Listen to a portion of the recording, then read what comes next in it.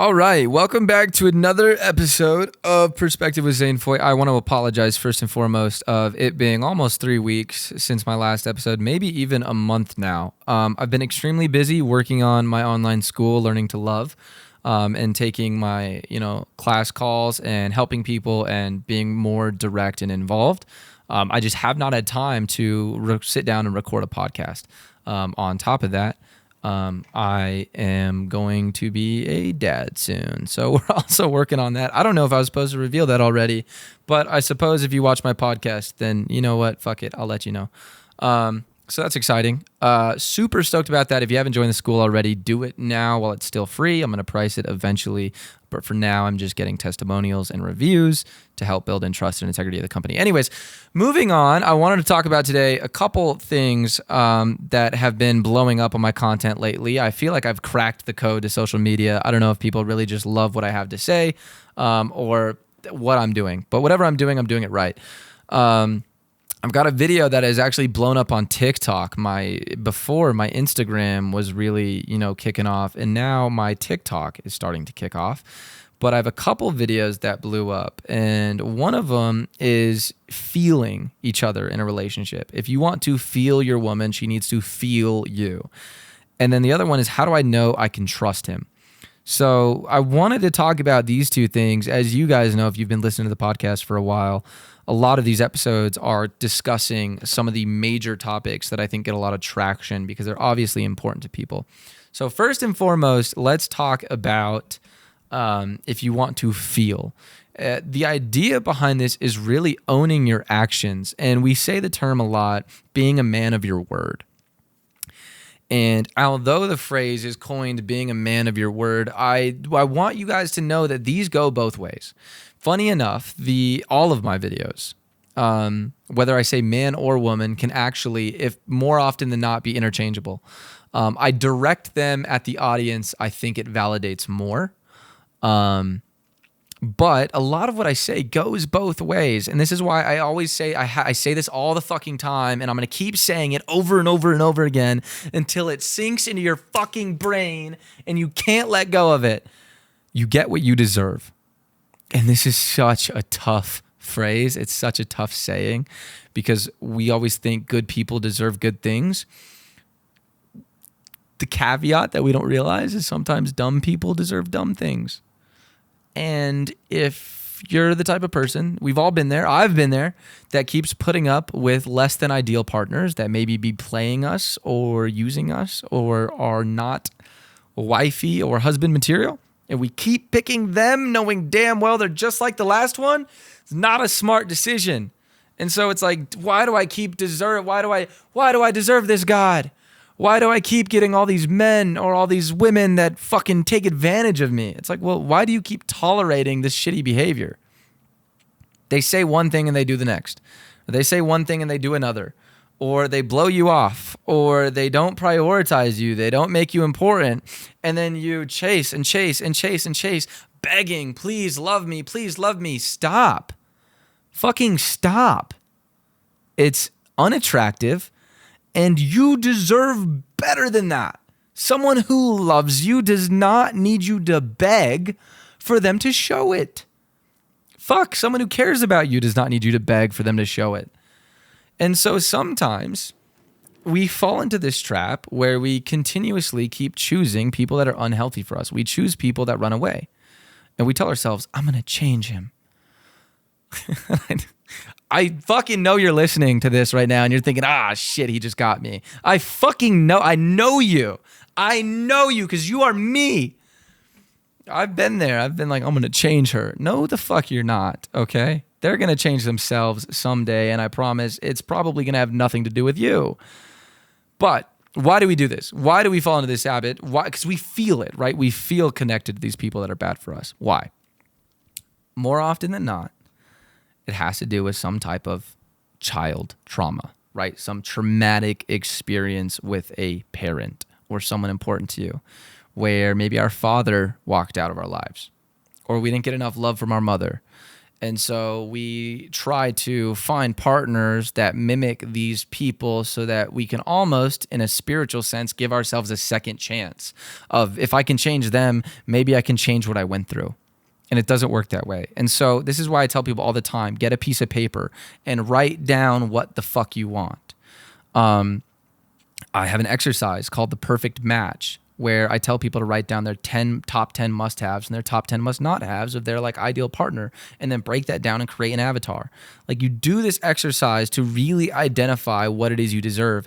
And then when you go on dates and you meet someone and you're thinking, wow, this person's great, and then they hit you with one of your must-not-haves, you have to look at yourself and be like, oh God, I might be a problem. This person is not what I want, and yet I feel connected to them. Okay, cool. This is where I need to do some work on myself. We can do that, right? We give ourselves a second radar, almost like a second brain, but we start navigating and morphing and molding ourselves into the person we need to be to get what we deserve. So you really, really, really have to get hyper specific. And I'm telling you, write it down. Don't say it in your head. For the motherfucker that's listening to this right now, who's like, oh, I'll just think it. You are not going to get anywhere. Write it down. Write it down, please. Write it down. I don't want you to go through the same shit I went through for as long as I went through it. Write it down today. Fold it up, put it in your wallet, put it in your purse. Keep your ideal person on your person, whatever. Keep it on you. Okay. The other piece of this is an exercise I call Cecilia's stories. And what I want you to do is, if you tend to find yourself dealing with these toxic people over and over and over again, I want you to write down a certain scenario or a short story of an experience you tend to go through over and over and over again. Maybe it's them ghosting you, or you get blown off, or stood up, or you feel disrespected. I want you to write this story, and then I want you to write it in the way you wish it went. So I text him, blah, blah, blah, blah, blah, call me tonight. And he actually calls me on time, and we talk about this and that, and it's beautiful, it's wonderful. Write down those stories, because we need to start creating memories of what we deserve. And so that we can start to overpower, compensate for all the memories of trying to love things we didn't deserve. So that's another great exercise you can do, is writing it down. Writing down, this is what I deserve, and really trying to dive into that experience and feel what you're supposed to feel. And when we can do that, then we get used to that feeling. And then the next time it happens, we go, no, I don't deserve that. This doesn't make me feel good, and I don't want to tolerate it. What you tolerate, you validate. So don't put up with that shit. You don't. And this is the thing. You get what you deserve. Someone who deserves better won't tolerate any less. Stop being the person that keeps tolerating less. Stop. I know it sucks. It hurts. You don't want to. You're afraid to finally make that decision, to take the jump, to finally put your foot down, because you don't think, if you put your foot down, you're afraid they're going to let go. Well, if they're going to let go, then fucking let them go. If they're going to let go, let them go. Wow. Put that on a t-shirt. But it's the truth. You deserve someone who's going to catch you. You do. Jump and I will catch you. It's something I tell Lindsay all the time. Jump and I will catch you. And what do? I catch her every fucking time. She catches me. Sometimes I jump and she catches me. And it's great. You have to give someone you love the opportunity to prove it. And if we constantly try to fill in for their gaps or fill in for their mistakes or make up where they're lacking, we don't ever give them the opportunity to either fill that role or, become the person we need. We don't give them the opportunity to do that. And we don't give them the opportunity to show us how much they care, or even show us that they actually don't care that much. And that's what we're afraid of. We're afraid that when we let go, they're not going to grab on. And they're going to prove to us that they really don't care that much. But do you want to be in a fake relationship, or do you want to be in a real relationship? And I'll tell you from experience, the real one's much better. It's scarier until it's not. Okay, fear is a mile wide and a foot deep.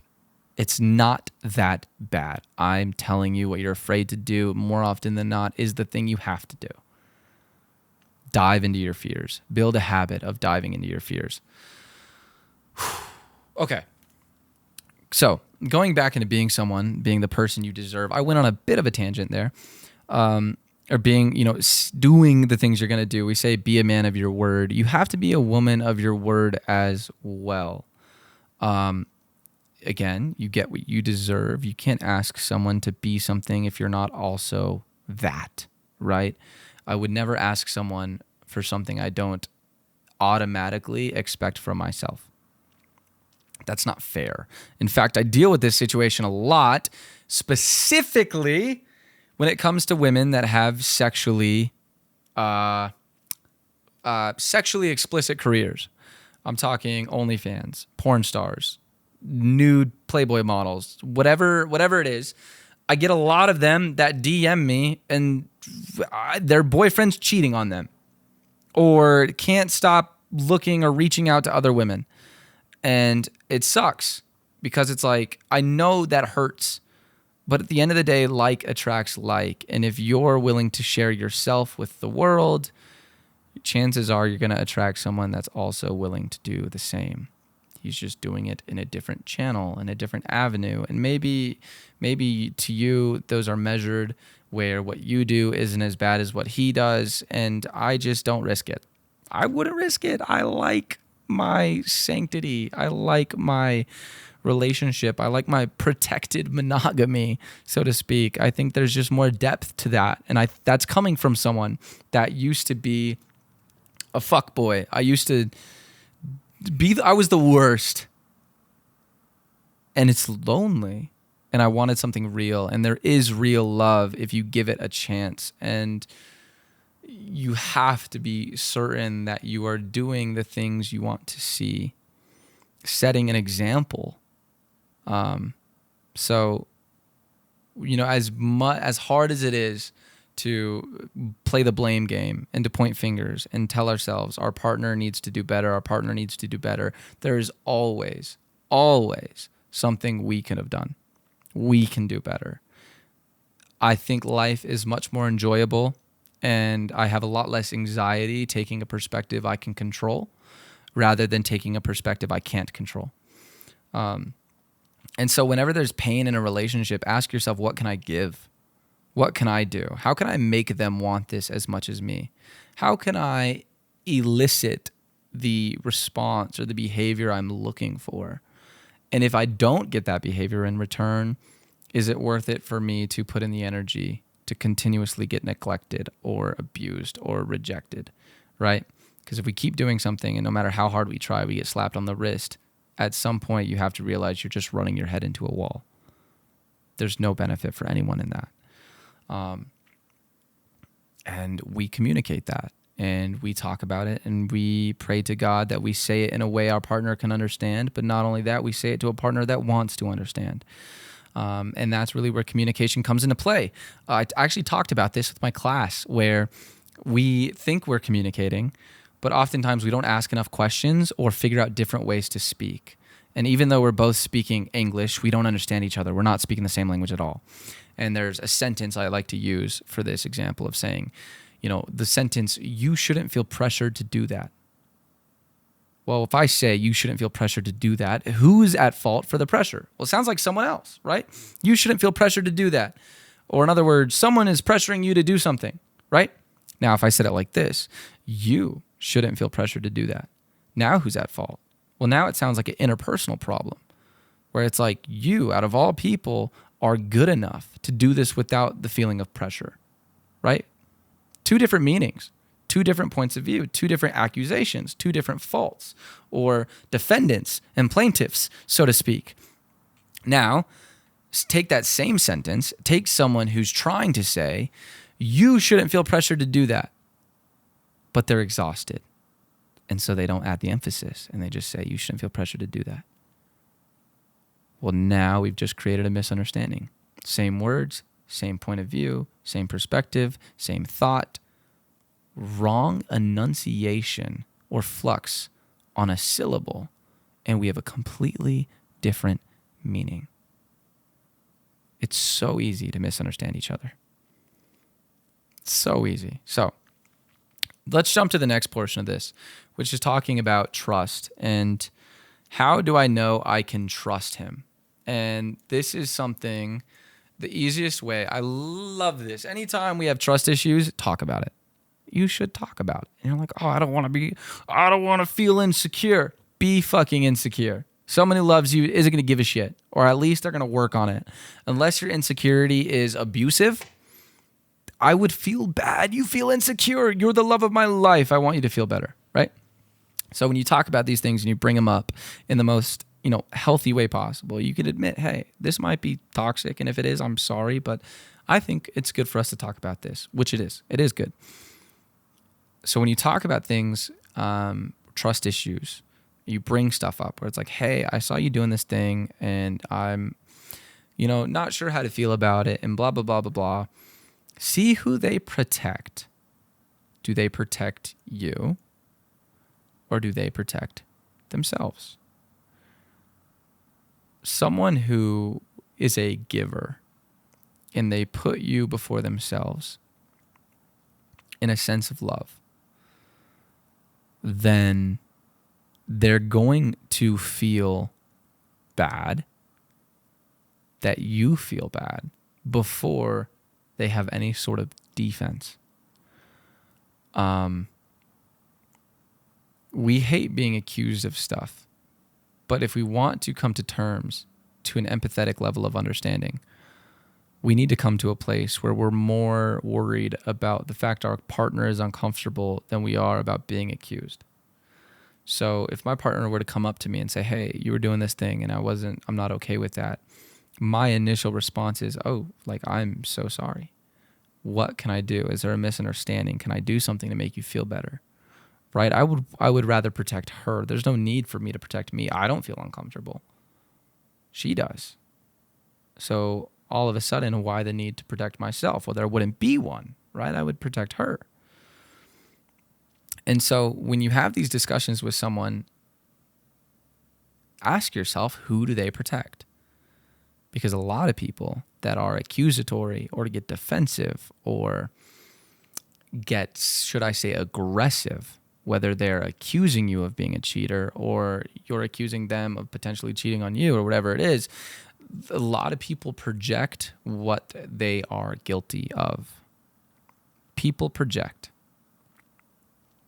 Be careful.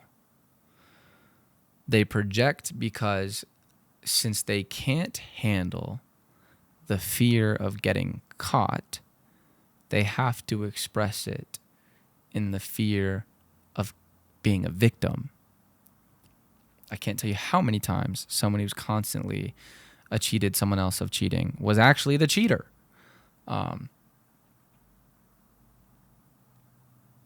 So we have to be careful and we have to have open conversation. And as long as the conversation can follow a theme of a team, of we're working together, or neither one is trying to defend or attack the other, then we can come to a place of resolution. And on that same note, when it comes to building trust, don't be afraid to ask for proof or to talk about proof. In fact, I think the Bible says something about this, where should someone lie, they will have to do twice as much to rebuild that trust. And so if you're somebody who has in the past DM'd women that were not your woman, and now she's expecting, you guys talked about it, worked it out, whatever the fuck it was, and now she's saying, hey, I want to check your phone every now and then randomly, and you go, absolutely not. Like, no, fuck you. You fucked up, dude. You fucked up. You know why she knows the sky is blue? Because she can see it every single day. I'm not saying she needs to stalk your shit and ask for your social security number, but you have now lost the privilege of that privacy because you've broken the sanctity of it, the sanctity within. So now you have to accept the fact that you have to work yourself back into trust. And if you're with someone and they're not willing to do whatever it takes to gain your trust back, I'd be a little worried. because either they lack the ability to change, or they lack the ability to take ownership of whatever it was they were doing. Be cognizant of that. You want someone that's in it together. And so whenever a conversation becomes me versus you, we have to be weary of those things. And we have to ask ourselves, is this person here for us, or are they here for themselves? Is this something we have to work on? So when it comes to trust, do they protect you or do they protect themselves? That is the phrase I would play in your head. Oh my God. It's a big stretch. I'm sorry. If you guys are listening to this right now, I just want to say, if you can share this podcast with somebody who you think might need it, the only way I grow this is by word of mouth. I really don't promote it. I don't sell anything, and I don't advertise or take sponsorships or any of that stuff. So you can support me by sharing this podcast with your friends and family or talking about it. And then if you are looking to join my community, Learning to Love, it's completely free. Where every Sunday at 1 o'clock MST, we have a coaching call and we talk about one specific thing and then a bunch of questions that people ask me, and I do like a Q&A. I'm also releasing courses. I just released an ebook called The Best 36 First Date Questions, which is a guide and an ebook based on a 1997 study that 36 questions can make people fall in love and how I go about that. And I break down how to navigate those questions and how to, go through that first date to not only have a fun, loving, deep experience with someone, but also to vet them and to figure out really who you're talking to in a way that's fun, but most importantly, natural. Great thing, completely free. All you have to do is join. Link is in my the bio of my Instagram. So if you go to my Instagram, Zane Foy Official, you can find the link to join my community, Learning to Love. Otherwise, that is it for this episode. I promise I'm going to try to do better at uploading more of these podcasts for you guys. But yeah, I love you all. I appreciate every single one of you. And I will see you in the next one. Oh, and if you haven't already, leave a review. Leave a review on the podcast. And that helps me out a lot. So much love. God bless. And I'll see you in the next one.